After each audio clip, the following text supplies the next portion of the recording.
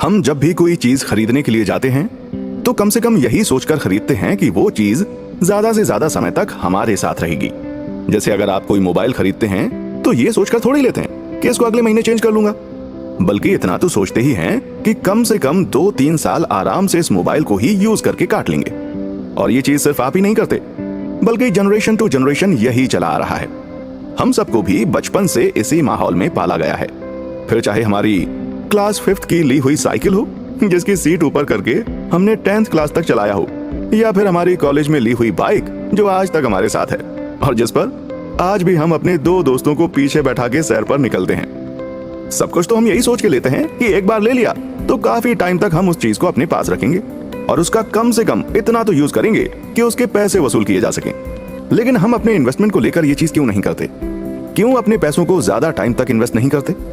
हो सकता है शायद हमें इस चीज का नॉलेज ही ना हो, या फिर यह भी पॉसिबल है कि हमें लॉन्ग टर्म इन्वेस्टिंग से डर लगता हो। लेकिन यह भी सच है कि डर सिर्फ तभी होता है जब किसी चीज की नॉलेज ना हो। तो चलिए क्यों ना लॉन्ग टर्म इन्वेस्टिंग की नॉलेज के लिए हम इसको जाने, ज्यादा डिटेल में नहीं, बस थोड़ा सा एक हिंट।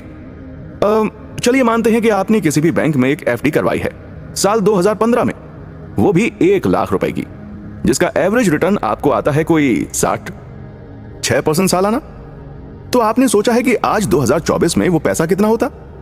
आपका 1 लाख रुपए आज की तारीख में होता 1,68,000 रुपए। और आपने ये 68,000 कमाने के लिए क्या मेहनत की? कुछ भी नहीं। यही इंपॉर्टेंस और पावर दोनों हैं लॉन्ग टर्म इन्वेस्टमेंट की। और आपको इस पावर के बारे में और डिटेल में जानना है तो आपको हमारे साथ एंड तक बने रहना होगा, क्योंकि आप सुन रहे हैं the power of long term investing, जहां हम ये जानेंगे कि क्यों हमें पैसा हमेशा लॉन्ग टर्म के लिए ही इन्वेस्ट करना है और लॉन्ग टर्म में इन्वेस्ट करने से हमें क्या फायदा होगा। लॉन्ग टर्म इन्वेस्टिंग की पावर को समझने से पहले हमें लॉन्ग टर्म इन्वेस्टिंग को थोड़ा बेसिक से जानना पड़ेगा, ताकि हमें लॉन्ग टर्म इन्वेस्टिंग के बारे में सब कुछ अच्छे से पता रहे। चलिए इसे हम 3 आसान सवालों से जानते हैं। पहला सवाल, लॉन्ग टर्म इन्वेस्टिंग क्या होता है?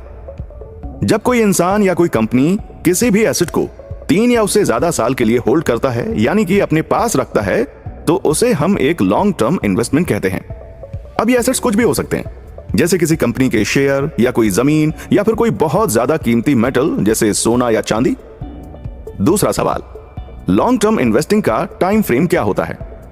लॉन्ग टर्म इन्वेस्टिंग का टाइम फ्रेम हर इन्वेस्टमेंट प्रोडक्ट के हिसाब से अलग अलग होता है। जैसे अगर आप किसी कंपनी के शेयर में इन्वेस्ट कर रहे हैं तो आपको कम से कम 7 से 8 साल के लिए उसे होल्ड करना होगा। अगर आप किसी रियल एस्टेट के प्रोडक्ट में इन्वेस्ट कर रहे हैं तो कम से कम आपको 10 से 15 साल के लिए उस प्रोडक्ट को होल्ड करना ही पड़ता है। और अगर आप किसी बैंक में एफडी या आरडी करवा रहे हैं तो अक्सर 5 साल के लिए तो मिनिमम करवाते ही हैं।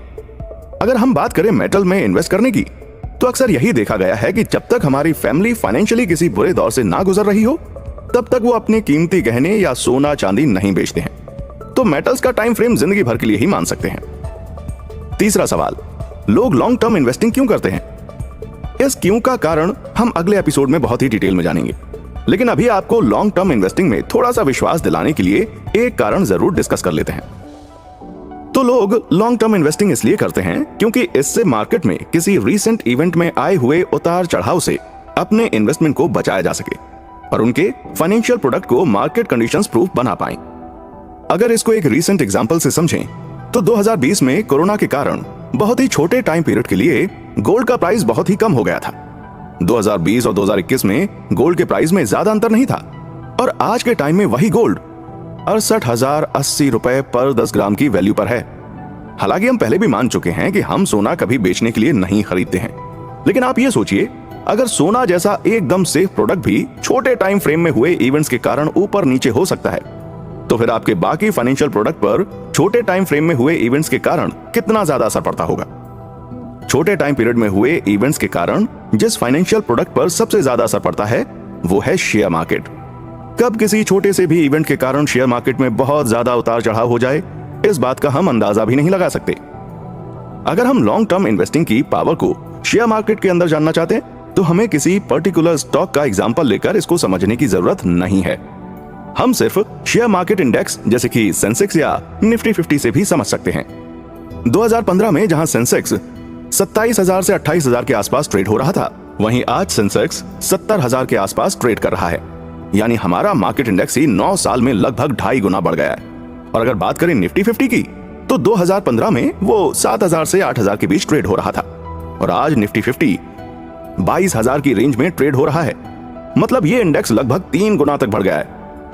अगर इंडेक्स ही दुगने तिगुने होते जा रहे हैं तो सोचिए लॉन्ग टर्म के लिए कंपनी के शेयर्स में इन्वेस्ट करने से कितना फायदा होगा। और इन्हीं फायदों को हम डिटेल में नेक्स्ट एपिसोड में जानेंगे।